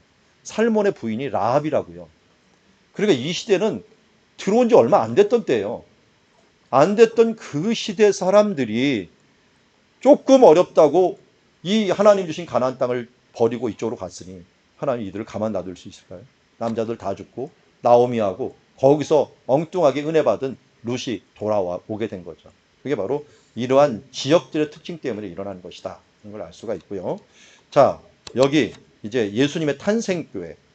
여기가 탄생교회가 요쪽이 있어요. 지금 요거는 병원인데 병원. 요거는 서쪽에서 찍은 거고 이거는 동쪽에서 찍은 거예요. 동쪽에서 찍고 있고 아까는 이쪽에서 쳐다본 거예요. 병원이라고 해놨는데 이 병원은 제 아들이 태어난 병원입니다. 제 아들이 베들레헴 출신입니다. 그래서 일화가 좀 있는데 이름을 뭘로 할까 하다가 원래 돌림자가 숫자라고 하더라고요. 우리 집안이. 그래서 빼어날 수로 그냥 해갖고 이 산지에서 태어나니까 수산이라고 합시다. 그리고 이 수산이라고 했는데 저희 아버님한테도 호적 좀 해달라고 부탁을 하고 그렇게 등록 좀 해달라고 한 거예요. 그랬더니 저희 아버님이 호적했다 그랬더니 그래 이름 잘하셨어요 그랬더니 그래 이수삼으로 했다 그랬더라고요. 아니 제가 수산이라고 했는데 그 수삼으로 해놓으셨어요. 이게 참 민마 이거 고치라고 했는데 근데 한자를 뭘로 하셨습니까 그랬더니 빽빽할 삼으로 하셨대요. 나무 목자 3개. 쫙 봤더니 빼어날 나무들 예수님, 다윗, 제 아들. 딱 맞더라고요. 그래서 좋습니다. 그냥 그것도 하나님의 뜻인 줄 알고 받아들이겠습니다. 해갖고 그냥 이름을 정했어요. 그랬더니 뭐 그때 이제 담임 목사님 아들이 있었는데 그 아들이 그 이름을 듣고서 제 아들을 굉장히 이뻐하고 귀여워했는데 깜짝 놀라는 거예요. 왜냐면 그러면 제 아들이 이제 저희 아버님이 오셔갖고 세례를 요단강에서 받았어요. 유아 세례를 요단강에서 저희 아버님이 온 김에 받았는데 그 당시에 이제 지금도 먼저 그 같은 목사님인데 침례교 목사님이다 보니까 유아 세례를 안 주셔요. 그래갖고 저희는 이제 장로교니까 유아 세례를 받아야겠는데 저희 아버님이 이제 교회 교인들과 같이 왔을 때 요단강 그 가이사랴 빌립보 샘 근원에서 세례를 딱 주고 유아 세례를 받았어요. 그랬더니 얘가 말을 듣고 나서 갑자기 놀라는 거예요. 그럼 수사미는 베들레헴에서 태어나고 요단강에서 세례받고 그럼 십자가에서 죽어야 되는 거야? 하면서 근심 어린 눈으로 얘기를 했다고 합니다. 영광의 이름이죠. 지금 같아서는 옛날에는 목사님 되겠다 그랬더니 지금 같아서는 절대로 갈 생각은 안 하는 것 같아요. 하여튼 지금 뭐 박사과정을 하고 있는데 하나님이 뭐 부르시면 가는 거죠. 그게 어떻게 하겠습니까? 저도 중간에 만 30에 목회를 하겠다고 나서게 됐으니까 하나님이 부르실 때 가는 겁니다. 어쨌든. 여기 하여튼 예수님이 태어난 장소. 그래서 제가 아들 태어나자마자요. 3일 만에 할례를 하고 원래 8일인데 병원에서 3일에 해주더라고요. 그리고 태어날 때 여기 들려갖고 예수님 누인 곳에 누이고 사진 하나 찍고 예수님과 같이 접촉을 하게 했습니다. 자, 탄생교회가 원래 굉장히 큰 교회인데요. 큰 교회인데 문을 이렇게 조그맣게 만들어 버렸어요. 왜냐면 이게 기독교가 계속 쇠퇴를 하면서 유목민들이 막 말을 타고 들어오는 거예요. 그러니까 문을 좁게 만들었는데 이제 말을 타기 아니라 나중에 나귀 타고 들어오는 거예요. 그 나귀도 못 들어가게 이렇게 만들어 버린 거예요. 그래갖고 사람들이 할 수 없이 이렇게 꾸부리고 들어가고 꿈보다 해몽이 좋다고 예수님께 오니까 경배하고 들어와라 해갖고 머리 숙이고 들어오게 해갖고 모든 사람들이 머리 숙이고 들어올 수밖에 없도록 이렇게 만들어 놓은 것을 보게 됩니다. 예수님 태어난 장소는 양우리예요. 마국간은 아닙니다. 말을 일반인들이 키우지는 않았어요. 말은. 그러니까 양우리에서 태어났대요. 양우리라고 하는 걸 기억하고 양우리는 주로 이런 뭐였느냐 이 동굴이었어요. 동굴. 지금 가도 예수님 태어난 곳이 동굴입니다. 동굴. 그 위에다 교회를 세운 거죠. 동굴에서 태어났는데 태어날 때 왜 예수님께서 하필이면 양우리에서 태어났는가? 그리고 태어나자마자 또 구유에 누였잖아요. 왜 구유에 누였는가? 그 차가운 돌로 만든 구유거든요. 대부분. 나무로 만든 구유는 없어요. 이 돌로 만든 구유인데 거기서 왜 누였을까? 뭐 많고 많은 장소 중에서 왜 그랬을까라고 했는데 잘 보니까 예수님이 선한 목자잖아요. 선한 목자로 오시면 양과 함께 뒹굴며 태어나신 거예요. 거기다가 양 구유에 누이시면서 예수님이 나중에 요한복음 6장 48절 나는 생명의 떡이로다 하면서 우리의 생명의 떡이 되기 위하여 이 땅에 오셨다. 그래서 성경에서는 두 갈식이 많이 있어요. 맨 처음에 선언을 하고서 시작합니다. 그 태초에 하나님이 천지를 창조하시니라 하면서 선언하듯 시작하듯이 예수님도 태어날 때부터 인간으로 오셨지만 우리의 선한 목자로 이 가장 미천한 모습으로 오셨지만 너희들의 생명의 떡으로 온 것이다 라는 걸 알려주셨고요. 그리고 이 떡으로만 뿐만 아니라 나중에 보면은 예수님이 태어난 날도 인구조사할 때잖아요. 인구조사할 때 생명의 속전이 인구조사할 때 내거든요. 그러니까 예수님도 바로 이때 인구조사할 때 오시면서 우리의 생명의 속전으로 오셨다라고 하는 배경들을 많이 깔면서 이런 부분들이 일어나는 것을 보게 됩니다. 그래서 저희 교회 앞에도 이렇게 만들어 놓고 이제 양우리를 기념하고 있습니다. 지금도 뭐 목자들의 들판 같은 데 가면은 이렇게 동굴이 있고 목자들이 있었던 장소가 위치하고 있고요. 이게 이제 태어났던 장소, 이 구유가 있었던 장소 보게 되고요. 최근에 학자들은 한 이게 200년 된 집이거든요. 겉으로는 모르죠. 돌로 만드니까 이게 200년이 됐는지 뭐 몇십 년이 됐는지 모릅니다. 이 안에 들어가면 이쪽으로 안에 들어가는 길이 있는데요. 아래는 구유 이렇게 동물들을 키우고요. 위에는 사람들이 살아요. 이것도 그냥 우리처럼 층이 있는 게 거의 열려 있어요. 한 3분의 1은 열려 있고 이 계단을 따라서 올라가고 사람들이 위에서 살고 그다음 밑에는 이 양이나 나귀 같은 걸 키우는 그런 장소예요. 그러다 보니까 어떤 학자들은 이 밑에서 그러니까 2층에서 못 태어나니까 1층에서 태어난 거다. 이렇게 얘기하는 사람이 있어요. 왜냐하면 일반적으로 이스라엘은 무조건 2층부터 삽니다. 그래서 다락방이라는 의미는 거실이라는 의미예요. 그것이 두 번째 층이 있는 게 아니라 밑에는 동물들이 살고 위에는 사람들이 사는 그런 구조를 가지고 있습니다. 예수님이 태어났던 장소에 아주 유명한 사람이 평생을 지낸 사람이 있어요. 이 사람이 제롬입니다. 히에로무스라고 하는 제롬. 여러분들 벌게이트 역이라고 라틴어 번역 아시죠? 이 라틴어 번역을 했던 이 제롬이 여기서 평생을 성경 번역을 하며 살았어요. 성경 번역뿐만 아니라 다른 번역들도 많이 했는데 이때 도와줬던 사람, 이 옆에 있던 이게 제롬이라고 하는 사람이고 이 사람이 유세비우스예요. 유세비우스는 이 그 역사학자이기도 하지만 지리학자이기도 해요. 오노마티콘이라고 하는 지금 봐도 참 대단해요. 제가 이제 이름을 연구하다 보니까 이 유세비우스의 책을 보는데 오노마티콘이라고 성경에 있는 모든 지명들을 다 어디에 있다라는 걸 다 기록을 해놓은 거예요. 어느 위치에 있다라고 하는 기록한 사람이 이 사람이에요. 이 사람이 이걸 헬라어로 쓰고 여기는 라틴어로 쓴 사람이거든요. 그러니까 헬라어로 쓴 걸 이 제롬이 라틴어로 또 번역을 해요. 번역을 해갖고 해놓고 그 성경이 지리적인 감각 없으면 못 쓰잖아요. 그러니까 이 랍비들한테 언어는 배우지만 지리적인 거, 역사적인 거를 유세비우스가 알려준 거예요. 그리고 옆에 여인들, 파울라뿐만 아니라 자기네 며느리까지 같이 먹는 거 대고 생활을 도운 사람들을 통해 갖고 벌게이트 역이 나오면서 이것이 중세기 동안 계속 성경으로 사용이 된 거죠. 그러니까 그 1000년가량의 서로 사용된 성경이 이때 이루어진 성경이었다 하는 것을 알 수가 있고요. 정말 말씀으로 오신 예수님을 기념해 갖고 그가 말씀을 번역하고 말씀을 밝히는 일들에 평생을 보낸 사람. 그래서 그 무덤이 예수님 탄생 장소 바로 옆에 제롬의 무덤이 히에로무스라고 하는 무덤이 이 무덤입니다. 이 무덤이 있는 것을 보게 됩니다. 자, 아까 말씀드렸듯이 예수님이 호적하러 태어났다라고 하는 것들도 속전과 관계에서 아주 의미가 있는 일이다 하는 것들을 간단히 말씀드리고요. 그리고 이제 예수님을 탄생한 증인들이 있죠. 목자들이 있습니다. 목자들이 밖에서인데 목자들이 제일 먼저 증인이 됩니다. 그런데 이 목자들이 볼 때요. 영광이 주로 빛과 있고요. 그리고 이 큰 기쁨의 소식을 전하면서 찬송 소리가 있었어요.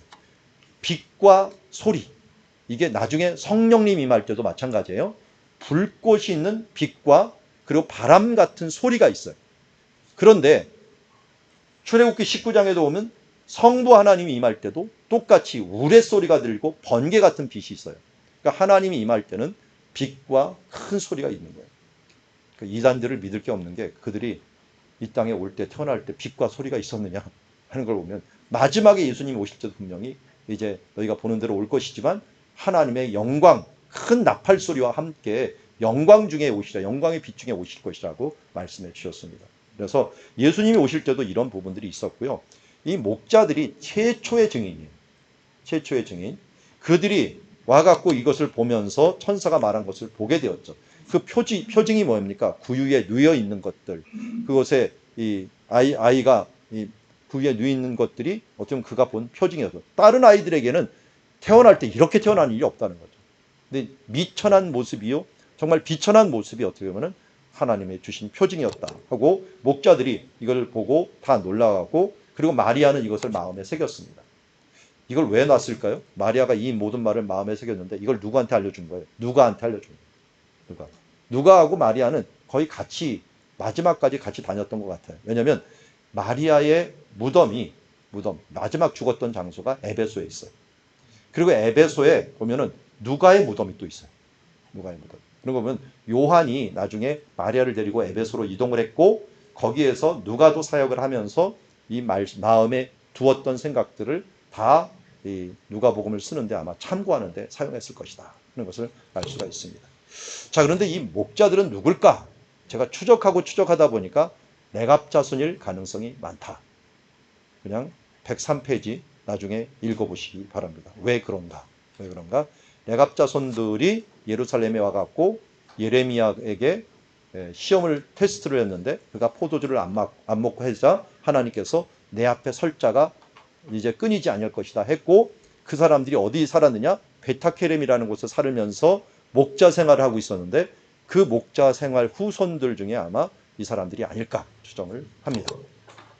자, 그리고 예수님 태어날 때 마리아가 정결 예식을 하는 사건이 일어나는데요. 이 정결 예식이라고 하는 것은 이 앞에 레위기 12장에 보면은 아이가 태어나면은 무조건 피를 흘렸기 때문에 7일 동안, 1일 동안 이 격리 생활을 해야 됩니다. 그러다가 33일을 지내야 사녀리 깨끗할 것이다. 40일이 지나면 40일 뒤에 정결 예식을 하는 거예요. 그러니까 예수님이 그 법대로 정결 예식의 날이 참에 아기를 데리고 예루살렘에 올라간 것은 40일이 지난 뒤에. 동방 박사는 이때 만나면 안 돼요. 그러니까 그 뒤에 한참 뒤에 만나야 되는 일들이 벌어지죠. 그리고 이 여자가 태어나면은 두 일회니까 14일이에요. 그리고 66일을 더 줘요. 66일. 그러니까 80일을 줘요. 아마 이스라엘은 남자 태어나면 기쁘니까 빨리 나가고 싶고, 여자 태어나면 스트레스 받으니까 너는 좀 더 쉬어라 해갖고 배를 쉬게 만드는 그런 법을 만들었는지 모르겠지만, 하나님은 어쨌든 남자는 40일, 여자는 80일 동안 집에서 쉴 수 있도록 해주는 그런 법을 했는데, 예수님은 남자니까 40일 동안 쉬고서 올라갔다. 그때 만난 사람이 시몬과 안나라고 하는 사람이죠. 이들은 깨어 있다 보니까 성령의 인도하심을 받아서 예수님이 어떤 분인가를 알아보게 된 것이죠. 그럼 그 시대에도 깨어있는 사람들은 바로 예수님을 알아볼 수 있었다. 그런데 이들이 노래한 것 중에 최고의 노래가 송량이라는 거예요. 예수님이 이 땅에 와서 송량한다. 이 송량하는 것을 여기 보면 히브리어로는 이 고엘이라고 불러요. 고엘이라는 게 기업무르다 라고 하는 뜻이도 되지만 피의 보복을 한다 라는 뜻도 돼요. 그래서 이 아브라함이 이 롯을 구하러 단까지 쫓아가는데 그게 바로 뭐냐면 송량이에요. 송량. 가갖고 그를 구원하는 동시에 그를 괴롭히는 사람들을 피해 보복을 해주는 것. 이게 고엘 제도예요. 고엘 제도. 이스라엘에서 고엘 제도가 중요한데 예수님이 우리의 고엘로 오셨다 하는 부분들을 강조하고 있습니다. 이 뒤에 하여튼 몇 개월이 어떻게 보면 1년이 지난 다음에 동방박사가 왔는지 몰라요. 왜냐하면 동방박사는 별을 따라왔으니까 한참 뒤에 온 거예요. 그러다 보니까 나중에 마리아가 애굽으로도 피신할 수 있는 거예요. 이 태어날 때 바로 왔으면 마리아가 몸조리할 시간도 없이 피신도 못 하잖아요. 그러니까 이런 시기가 좀 지났다는 걸 알 수가 있고요. 동방박사가 일단 오게 됩니다. 여러 경로로 왔지만 별을 보고 왔기 때문에 위쪽을 따라서 왔을 것이다. 능선이 있는 곳이 이쪽도 능선이고요. 이쪽도 능선이에요. 그러니까 능선을 따라서 왔을 것이다 볼 수가 있고요. 그리고 와갖고 유대 왕으로 나신 이가 어디 계시뇨? 라고 말했는데 이때 왕이 대헤롯이었어. 헤롯이 무슨 병이 있다고요? 의심병. 자기 아들도 의심해갖고 다 죽였는데 누가 태어났다니까 이거 있을 수가 없죠. 근데 워낙 노련한 사람이다 보니까 그가 어디 있는지 좀 알아보면 나한테 알려달라고. 나도 경배하겠노라 하면서 거짓을 했는데 이 사람들이 주로 언제 다니는 사람들이에요? 야밤에 다니는 사람들 있잖아요. 그러니까 야밤에 놓친 것 같아요. 그래서 별을 따라서 움직이는 걸 놓쳐갖고 베들레헴 간 것까지는 알았죠. 베들레헴 간 것까지였는데 어디로 갔는지를 모르는 바람에 그가 나중에 올 걸 알았는데 오지 않자 또 천사에 이끌려 다른 데로 가자 나중에 그 근처에 있는 사람들을 다 젖먹이 2살 이하라고 해서 젖먹이들입니다. 젖먹이를 다 죽여라 라고 하는 명령을 내린 것을 보게 됩니다. 그래도 이 동방박사는 약 주고 병 주고 한 사람이죠. 맨 처음에는 약을 줬죠. 보배를 만나고 이걸 다 줬는데 이 부분들이 동방박사들이 준 것이 요셉이 요셉이 나중에 팔릴 때 준 거하고 굉장히 비슷해요. 요셉도 동쪽에서 오는 사람들이 가져온 게 유향과 몰약이잖아요. 그리고 그 사람들은 또 금을 갖고 다녔어요. 평상시에. 그 황금을 이 세 가지를 주는데 이걸 가지고 이 마리아하고 요셉은 애굽으로 갔는데요. 유향과 몰약은 애굽에서는 굉장히 비싸게 팔아요. 이 향유 쪽은 뭐 미라도 사용하지만 향유는 굉장히 비싸게 팔리기 때문에 아마 이거는 그 피난 자금이 됐을 것 같아요. 그러니까 그 동방박사들 때문에 도망가기도 하지만 그것 때문에 또 보호를 받는 그런 일들도 체험하게 되는 것을 보게 됩니다. 자, 이렇게 애굽으로 피했을 때 주변에 있던 아이들은 또 다 죽는 일들도 그것도 이제 결국은 성경을 이루려 합니다라고 말씀을 하고 있고요. 아까 말씀드린 요셉이 팔려가는 모습하고 예수님이 가는 모습이 굉장히 비슷하고 요셉이 거기서 총리가 되는 극복하고 총리가 되는 모습이나 예수님이 다시 만왕의 왕으로 등극하는 모습이나 좀 비슷한 어떤 사이클을 가지고 있다 하는 것을 알 수가 있습니다. 그러면서 왜 이 고센 땅, 왜 애굽으로 갔는가 하는 것을 마태복음 2장 15절에는 애굽으로부터 내 아들을 불렀다 함을 이루려 하십니다. 이걸 이루려면 어떻게 돼요? 애굽에 갔어야 되잖아요. 애굽에 가야지 뭐 나온다는 말을 하잖아요. 이게 뭘 얘기합니까? 결국 유월절 어린 양 사건 얘기하는 거죠. 예수님이 이 땅에 왜 오셨느냐? 유월절 어린 양으로 오셨다. 1년 된 년. 그래서 저는 그냥 추정하기는 그래요. 예수님이 애굽에 얼마 있었느냐? 41살까지 있었을 가능성이 있다. 유월절 어린 양이 1년 된 어린 양을 드리라 그랬다. 그때까지 있은 다음에 예수님께서 헤롯이 죽자 올라왔을 가능성이 높다. 이렇게 보고 있습니다. 그러니까 예수님이 이 땅에 일단 태어날 때부터 왜 태어났는지 무슨 일을 할 수 있는지 이 행적을 통하여 이미 다 아는 거예요. 사실 만 3세까지 모든 잠재의식이 다 결정된다고 하죠. 아이들의 정서에 대한 부분들이 3세까지만 정말 잘해놓으면 잠재의식이 잘 되는데 이때 막 부모들이 견디질 못해갖고 애 놔두고 다른 데 가버리고 불안하게 만들면 평생 가는 모습을 보게 되는데요. 이 예수님의 어린 시절을 잘 보면 이 부분들이 예수님이 어떤 인물인가 하나님께서 어떤 일을 하실 것인가를 다 품고 있는 모습을 보게 됩니다. 자, 이제 돌아와서 12살 때 드디어 예수님께서는 예루살렘을 한번 방문하게 되는 것을 보게 됩니다. 방문하게 되는데 그 방문 이야기를 한번 보겠습니다. 바로 6월절이 되었어요. 6월절이 되면 해마다 예루살렘을 가는데 원래는 어린아이는 안 데리고 가도 돼요. 그런데 한 12살에서 13살로 넘어갈 때가 성년식을 할 때이기 때문에 이 성년식을 하면은 어느 정도 말을 잘 행할 수 있고 어른들처럼 다 대접을 해주는 건데 예수님 마지막 어린 시절이죠. 마지막 어린 시절에 올라갔는데 문제는 마치고 돌아갈 때 어떻게 돌아가느냐. 여기가 예루살렘이면 이쪽이 사해에 있는 쪽인데 여리고로 가요. 여리고를 통해서 요단강 건너갔고 이쪽을 통해 갖고 베리아키를 통해 쭉 올라갑니다. 올라가는데 올라올 때는 이렇게 올라왔는데 내려갈 때도 내려가는데 문제는 사람들이 요셉 가족만 예수님 가족만 가는 게 아니에요. 마을 전체가 움직여요. 자, 우리 나사렛 출발이다 하면서 나사렛 식구들이 다 같이 움직이는 거예요. 그러다 보니까 애들끼리 친구들끼리 그냥 가자. 오늘 우리 가는 거 다 했고 그냥 같이 가는 거예요. 어디서 점검이 일어나느냐? 어디서요? 잠잘 때. 하루 가갖고 잠자려고 하니까 애가 안 보이는 거예요. 예수님 안 보이는 거예요. 깜짝 놀란 거죠. 이미 하루가 지나버렸는데. 그런데 어떻게 여기서 다시 올라가야 될 거 아니에요. 올라가는데 그냥 올라가요? 어디 떨어져 죽었나? 강도 만났나? 하면서 이걸 뒤지고 올라가니까 또 하루가 다 지나버린 거예요. 이틀. 그 다음 일어나갖고 이제는 성전 뒤지는 거예요. 3일째 만난 거예요. 그러다 보니까 예수님이 3일째, 여기 사흘 후에라고 하는 말이 나온 게 이 예루살렘 안 움직이다 보니까 무조건 사흘 걸리는 거예요. 사흘 후에 선생들과 앉아가고 듣기도 하고 묻기도 하면서 지혜로 대답하는 일들이 있었다라고 합니다.